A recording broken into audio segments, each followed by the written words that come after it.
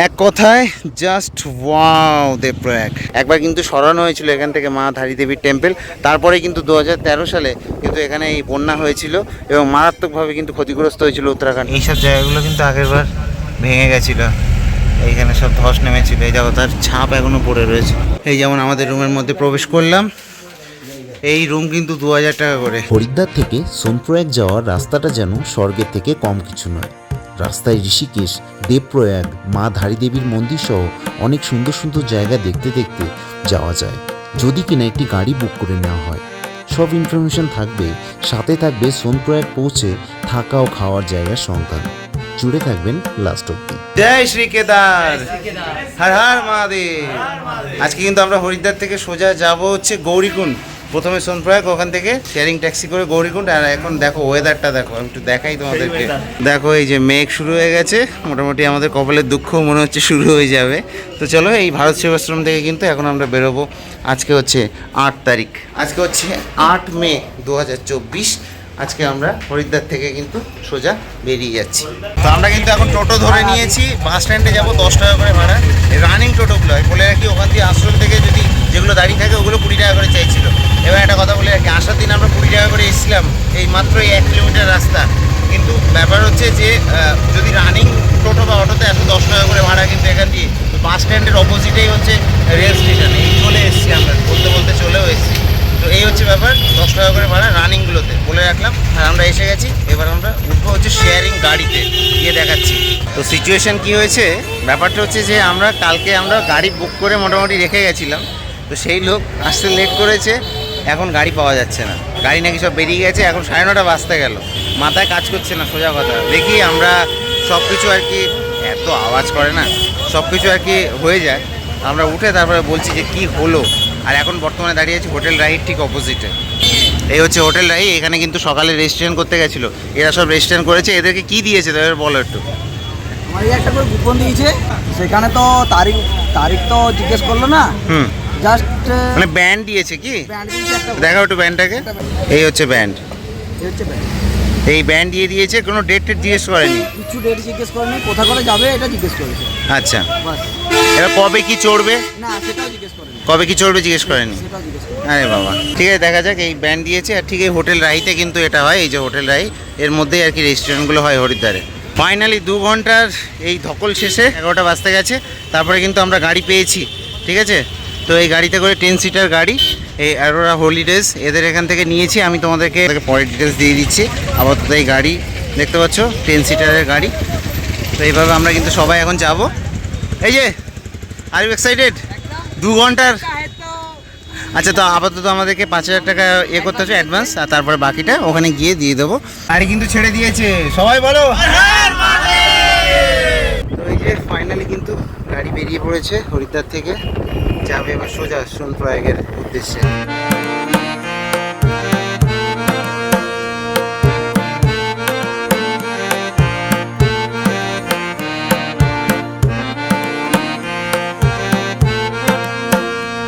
দেখো এই হচ্ছে তেহরি গারোয়াল। এখান দিয়ে কিন্তু দুটো রাস্তা যায়, একটা হচ্ছে কেদার বদ্রীনাথের দিকে, একটা যায় হচ্ছে গঙ্গোত্রী যমুনোত্রীর দিক। এখান দিয়ে ডিস্টেন্স 227 কিলোমিটার কেদারনাথ, আর 296 কিলোমিটার বদ্রীনাথ। আর ওই দিকটাতে চলে গেছে হচ্ছে গঙ্গোত্রী আর যমুনোত্রী। কত সুন্দর দৃশ্য বাইরে, এদিকে গঙ্গা বয়ে গেছে, দেখাচ্ছি একটু ফাঁকা পেলেই দেখাচ্ছি। এই দেখো রাফটিংয়ের জন্য সেই সব বোটগুলো এখানে আছে। এখান দিয়ে তোমরা বেশ সুন্দর একটা ভিউ পাবে কিন্তু এখানে আসলে, অসাধারণ লাগে এখানে আসলে। আর এই গাড়িগুলো কিন্তু ফিরছে কেদারনাথ বদ্রীনাথের দিক থেকে, এই জন্য জ্যাম আছে রাস্তায়। এখন সময় কিন্তু 12:30 বাজতে আর 10 মিনিট বাকি। দেখো এখানে কী কী সুবিধা আছে সেই সব কিছু, বাঞ্চ জাম্পিং থেকে শুরু করে রিভার্স বাঞ্চ হ্যান ত্যান এইসব আছে। সবগুলো এখানে আসলে কিন্তু সেই সুবিধাগুলো আর কি ভোগ করতে পারবে, তোমরা উপভোগ করতে পারবে, ভোগ না উপভোগ। এই হচ্ছে রামঝুলা, দেখতে পাচ্ছ এখানে গঙ্গার ওপর দিয়ে, এই দেখো। আর সামনে কি সুন্দর পাহাড়টাকে লাগছে, অসাধারণ লাগছে। এই হচ্ছে রামঝুলা। এই সব রাস্তার ধার দিয়ে এখানে যাওয়ার সময় দেখতে হবে, পার্সোনাল গাড়ি নিয়ে গেলে দাঁড়িয়ে দাঁড়িয়ে দেখতে দেখতে চলে যাবে তোমরা। জাস্ট ভিউটা দেখো, দুটো পাহাড়ের মাঝখান দিয়ে যাচ্ছে, ওয়াও, জাস্ট অসাধারণ। ও চরম লাগছে, পুরো চরম লাগছে। এটা ঋষিকেশে আছি এখন আপাতত। ওই নিচে দিয়ে একটা রাস্তাও চলে গেছে, এর নিচে দিয়ে গঙ্গা বয়ে গেছে, অসাধারণ লাগছে সেই ঋষিকেশ। ওয়াও, জাস্ট মনে হচ্ছে যে এইভাবে রেখে দিই আর জাস্ট এনজয় করতে থাকি। ওয়াও লাগছে, লাভলি লাভলি লাভলি। কি লাগছে নিচেটা, দেখো নিচে দিয়ে যাচ্ছি, দেখো এই ভিউটা জাস্ট। এটা অ্যাকচুয়ালি নিজস্ব চোখে দেখলে না, এটা আলাদা একটা ফিল আছে এটার মধ্যে। সত্যি কথা বলতে আলাদা একটা ফিল আছে, অসাধারণ লাগছে দেখতে। কেমন লাগছে গাইস তোমাদের? খুব ভালো, খুব সুন্দর। এটা নিজের চোখের মধ্যে একটা আলাদা আছে, আলাদাই ব্যাপার একটা। ভিডিওতে যতটা ভালো লাগছে চোখে দেখায় আরো বেশি মজা। তোমাদের কেমন লাগছে পেছনে? তোমাদের কেমন লাগছে? বোরিং হচ্ছে না তো? না না না না, এক নম্বর। গামছা কেন? গামছা ভিজে গেছে না আমাদের। ও আচ্ছা, ওই জন্য। ওই সব জায়গায় মোটামুটি বাঞ্চ জাম্পিং সব জায়গাতেই আছে, যেখানে একটুখানি হাইট পেয়েছে সেখানে আর কি করে। ওই সামনে ওগুলো বাঞ্চ জাম্পিং। এই বাটিকে দেখো, দেখো আমরা ওইখান দিয়ে এসেছিলাম কিন্তু, ঠিক আছে? ওই 117 মিটার ইন্ডিয়াস হাইয়েস্ট বাঞ্জি লেখা রয়েছে ওই জায়গায়।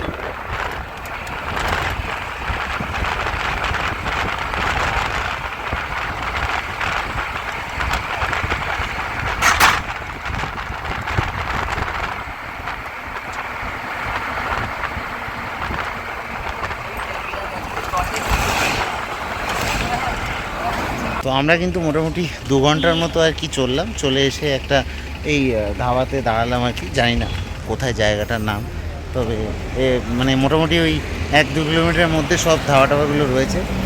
তো এখানে আর কি খাবো, থালি কিন্তু 100 টাকা করে পড়বে। আমি তোমাদেরকে দেখাচ্ছি, এই যে নেগি ভোজনালয়, এখানটাতে দাঁড়িয়েছিলাম। আমাদের থালিও লেগে গেছে, 100 টাকার থালি। বলে রাখি যে 4টে করে রুটি থাকে আর হচ্ছে ভাত থাকে। এই রুটি তৈরি হচ্ছে তার জন্য সবগুলো দেয়নি। আর ছোলা, রাজমা, দই আর এই শশা, বাস এই হচ্ছে আমাদের। কিন্তু এই সবাই মিলে এখন বসে পড়েছি আমরা খাওয়ার জন্য, দেখতে পাচ্ছ সবাই। তো আমরা সবাই খাওয়া দাওয়া করে কিন্তু আবার উঠে পড়লাম গাড়িতে। আর এবার গাড়ি কিন্তু এগোচ্ছে, এখন বাজে হচ্ছে 1:05। মোটামুটি এখনও 5-6 ঘন্টা টাইম লাগবে, দেখা যাক কতক্ষণ লাগে। আর খাওয়া দাওয়া মোটামুটি ভালোই ছিল ধাবাটাতে, তোমরা আসতে পারো। উনি বললেন যে আমরা নাকি প্রথম, মানে এই বছরের জন্য প্রথম কোনো যাত্রী যারা ওনার ধাবাতে দাঁড়ালো আর কি। তো ভালো লাগলো। ভিউটা দেখো জাস্ট, ওয়াও, অসাধারণ ভিউ। এরকম ভিউ কিন্তু প্রতিটা মোড়ে আছে এখানে। এই যে কোনটা কোথায় যাচ্ছে, বদ্রীনাথ 246 কিলোমিটার, যোশীমঠ 203 কিলোমিটার এখান দিয়ে দেখাচ্ছে। দেখো কতটা সুন্দর জায়গা।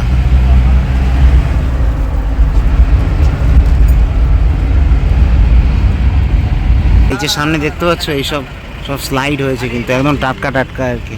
এরকম অনেক জায়গাতে কিন্তু এরকম ল্যান্ডস্লাইড আর কি হয়েছে এরকম। যাক আমরা এখানে দাঁড়ালাম, একজন বমি করছে, তাই সেই কারণে এখানে দাঁড়ানোর জায়গা নেই কোনো। এই যে আমরা দাঁড়িয়েছি এখন, সামনে দেখতে পাচ্ছ সেন্ট্রাল সংস্কৃত ইউনিভার্সিটি। তার মানে আমরা কিন্তু এসে পৌঁছে গেছি দেবপ্রয়াগ, অর্থাৎ অলকানন্দা আর ভাগীরথী 2 নদীর সঙ্গমস্থল সেই দেবপ্রয়াগ, সেই অসাধারণ জায়গাতে কিন্তু এসে আমরা পৌঁছালাম এখন। ভাগীরথীর জল হচ্ছে ঘোলাটে, আর অলকানন্দা যে সবুজ জল, এই দুটো জল কিন্তু মিশছে এখানে এসে এই দেবপ্রয়াগে। অসাধারণ সুন্দর জায়গা। যেহেতু আমরা গাড়িতে আসছি তার জন্য কিন্তু দাঁড়াচ্ছি, এখানে বাস কিন্তু দাঁড়াবে না। দেখো এটা নিচে নেমে এলাম, এবার একটু ভালো করে দেখাই জুম করে। ওই যে দেখো সবুজ, এই গাছের আড়াল দিয়ে সবুজ, এটা হচ্ছে অলকানন্দা। এই যে, আর এই হচ্ছে এই পাশে ভাগীরথী, আর এটা মিশে যাচ্ছে এখানে দুটো একসাথে। কি সুন্দর জায়গা এটা। এই হচ্ছে সেন্ট্রাল সংস্কৃত ইউনিভার্সিটি, একদম পাহাড়ের কোলে কিন্তু এটা। এই যে দেখো কতটা সুন্দর জায়গা। দেখো আমরা এবার তোমাদেরকে দেখাচ্ছি দেবপ্রয়াগের আসল ভিউ। একদম এই কোনায় চলে এলাম, এখান দিয়ে দেখো ওই সামনে হচ্ছে অলকানন্দা, দেখতে পাচ্ছ একদম আসছে সবুজ কালারের জল। আর এই হচ্ছে ভাগীরথী, দুটো নদীর কিন্তু সংযোগস্থল হচ্ছে ওখানটাতে দেবপ্রয়াগে। অসাধারণ লাগছে, দেখো এইখানটা কতটা সুন্দর জায়গা এই দেবপ্রয়াগ। একদম পুরো স্বর্গ, কোনো কথা হবে না, পুরো স্বর্গ এক কথায়, জাস্ট ওয়াও দেবপ্রয়াগ। তো অসাধারণ অনুভূতি এই দেবপ্রয়াগে দাঁড়িয়ে। এবার চলো নেক্সট ডেস্টিনেশনে যাব, সেখানে গিয়ে দাঁড়াবো, তোমাদেরকে দেখাবো।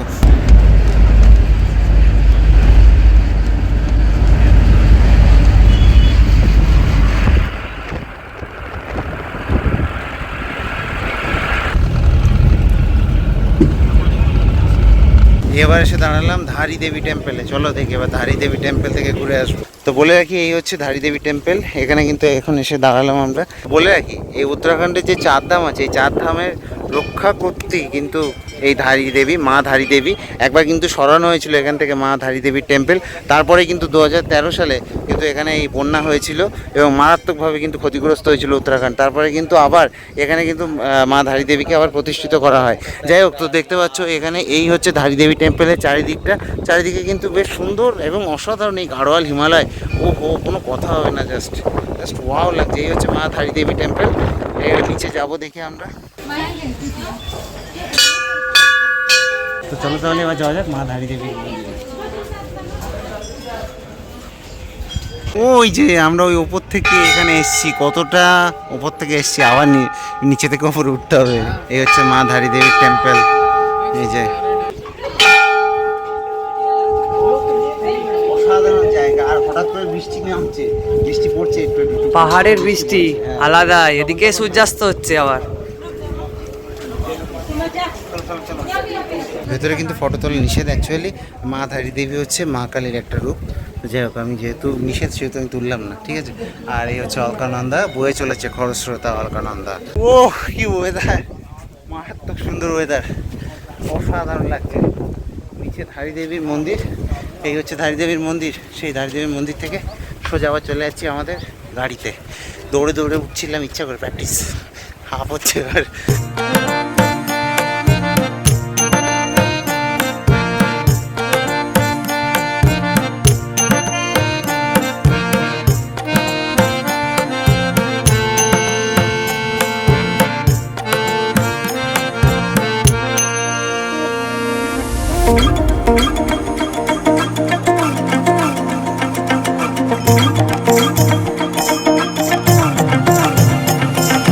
হঠাৎ করে বৃষ্টি পড়ছে, তার জন্য এই যে ব্যাগ সব ঠিকঠাক করা হচ্ছে, ঢাকা হচ্ছে।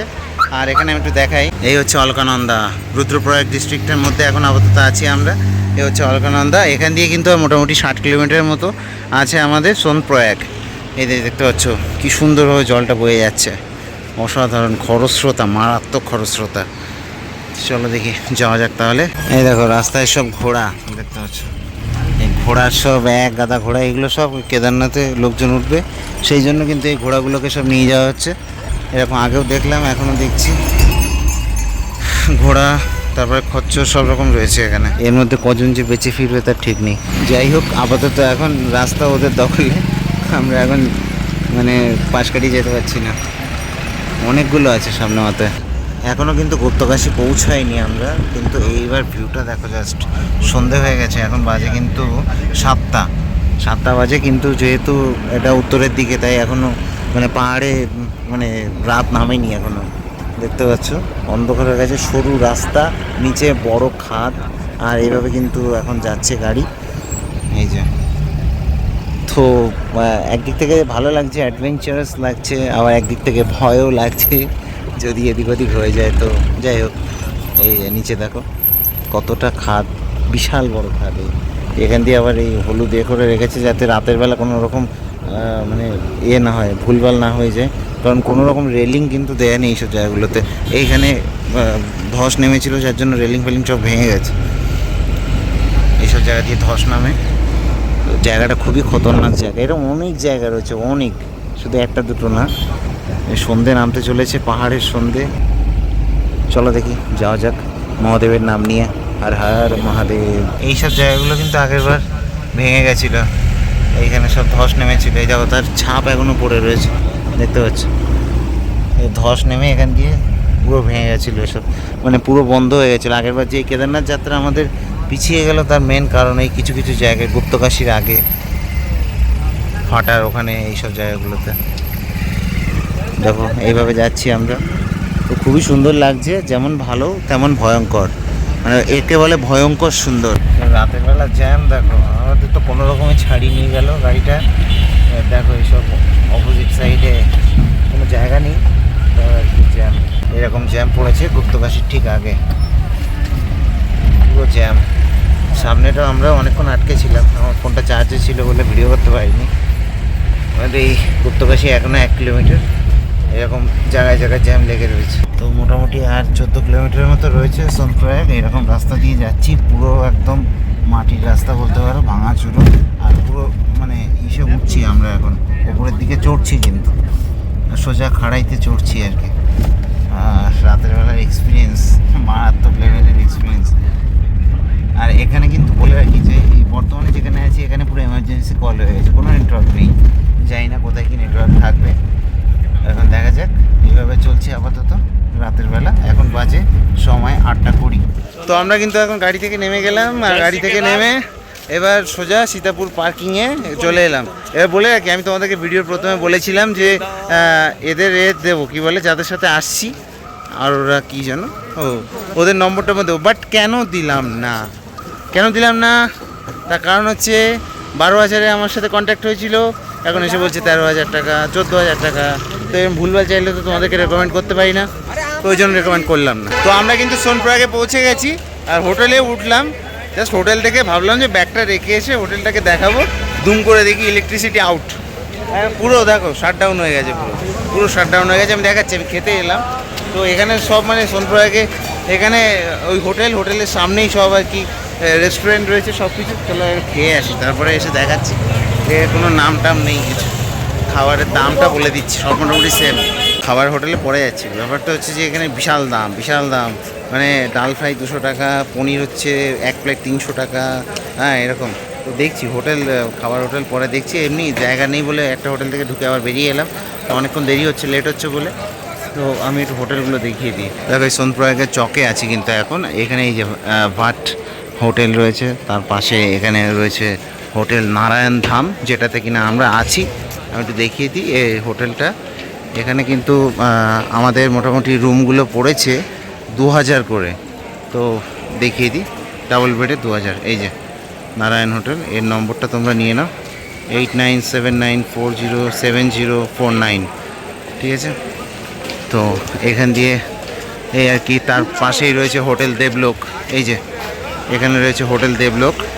তো এইভাবে আর কি পরপর হোটেল পেয়ে যাবে তোমরা এখানে আসলে। আমি রাত হয়ে গেছে আমাদের, এখন 10টা বেজে গেছে। এছাড়া ডরমেটরি পেয়ে যাবে এখানটাতে, ডরমেটরির বুকিং পেয়ে যাবে। এখানে তোমরা ব্যাগ সব কিছু রাখতে পারবে আর কি। ক্লক রুম কিন্তু এটা সোনপ্রয়াগে, এই ক্লক রুম দেখতে পাচ্ছ। এখানে চার্ট সব লেখা রয়েছে, কত কি নেবে। আমি জাস্ট একটুখানি দেখিয়ে দিব তোমাদেরকে চার্টটা। এই যে দেখো, এদের রেট লেখা রয়েছে। পার ব্যাগ 100 টাকা, আর ট্রলি ব্যাগ 150 টাকা, বড় ট্রলি ব্যাগ 200 টাকা, আর হেলমেট রাখলে 50 টাকা। দেখতে পাচ্ছ, এটা হচ্ছে 2 দিনের জন্য, 48 ঘন্টার জন্য কিন্তু এখানে রাখতে পারো। আর ডরমেটরি রয়েছে, ডরমেটরি ওপরে হচ্ছে লোকজন থাকছে। ও ডরমেটরি মে কিতনা का प्राइस आता है? 300 एक नाइट के लिए। আচ্ছা। তো এইভাবে আর কি থাকবে লোকজন, 300 করে দেখতে পাচ্ছ। আর এই যে চার্ট লিখা है ये सेम है ना? আচ্ছা 2 दिन के लिए। আচ্ছা ঠিক আছে। তো দেখলে ডরমেটরিতে এসে কিন্তু থাকতে পারো, 300 টাকা করে পার নাইট। ওইভাবে থাকতে হবে, দেখালাম। আর হচ্ছে তোমার ব্যাগের যে রেট সেটা তো বললো সেমই আছে। তো আমি তোমাদেরকে এই ইনফরমেশনটুকু দিয়ে দিলাম। সোনপ্রয়াগ আসলে তো অবশ্যই এখানে কিন্তু তোমরা মানে ক্লক রুমটা ইউজ করতে পারো, ঠিক আছে। চলো দেখি আর খাবারের দিকে যাই। আমাদের সেগুলো কোথায় এসে গেল, আমি এইসব দেখাতে এসে খুঁজে পাচ্ছি না। তো দেখো, আমরা খেতে বসে গেছি। এই যে বাটার রুটি 20 টাকা করে পিস। এই হচ্ছে ডাল তড়কা 130। এটা হচ্ছে আলু মাটার 120। আর এটা 140। আর এটা হচ্ছে 130। তো এরকম আর কি। আর রুটি হচ্ছে এগুলো 20 টাকা করে। তো চলো দেখি খাওয়া যাক। খাবারের টেস্ট মোটামুটি আর কি, প্রাইস এরকমই এখানে। কুকুরগুলো দেখো এখানে কি মোটা, একদম পুরো একদম ফুল হেলদি। ও দেশি কুকুর দেখে মনে হবে দেশি কুকুর। তো যাই হোক, আমরা কিন্তু খাওয়া দাওয়া হয়ে গেছে। এখন বাজে হচ্ছে কটা বাজে ভাই? 11টা বাজে। তো চলো দেখি এবার হোটেলের মধ্যে যাব। আমাদের হোটেল তো বলেই দিলাম, নারায়ণ হোটেল। এইভাবে আর কি যাচ্ছি। সিঁড়িগুলো দেখো পুরো একদম খাড়া চড়া পুরো। এই হচ্ছে এন্ট্রান্স, আর এই হচ্ছে রুমগুলো হচ্ছে এরকম। এই দেখো এরকম করে এক একটা রুম। এই যেমন আমাদের রুমের মধ্যে প্রবেশ করলাম, এই রুম কিন্তু 2,000 টাকা করে। দেখতে পাচ্ছ এই রুম। এই সরো, এই ছেলে সরো। এই হচ্ছে রুম।